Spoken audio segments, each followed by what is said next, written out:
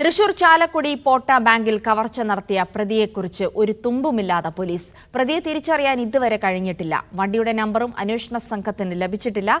പ്രതി കവർച്ചയ്ക്ക് ശേഷം രക്ഷപ്പെടുന്നതിന്റെ CCTV ദൃശ്യങ്ങൾ മീഡിയ വണ്ണിന് ലഭിച്ചു.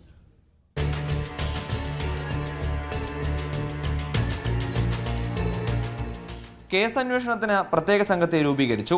ചാലക്കുടി ഡിവൈഎസ്പി കെ സുമേഷിന്റെ നേതൃത്വത്തിലുള്ള 25-അംഗ സംഘം ഇന്നലെ തന്നെ അന്വേഷണവും ആരംഭിച്ചു. പക്ഷേ പ്രതിക്ക് ഒരു മുഖമില്ലാത്തത് പോലീസിനെ വലയ്ക്കുകയാണ്. ദേശീയപാതയിൽ നിന്നും പോട്ട സിഗ്നൽ കടന്നാണ് പ്രതി വന്നതെന്നും കവർച്ച നടത്തിയതിനു ശേഷം ഇടറോഡ് വഴിയാണ് രക്ഷപ്പെട്ടതെന്നും കണ്ടെത്തിയിട്ടുണ്ട്. ഇന്നലെ കവർച്ചയ്ക്ക് ശേഷം പ്രതി അങ്കമാലിയിൽ എത്തിയതിന്റെ CCTV ദൃശ്യങ്ങൾ പോലീസിന് ലഭിച്ചിരുന്നു. പക്ഷേ ഇതിലും പ്രതിയുടെ മുഖമില്ല.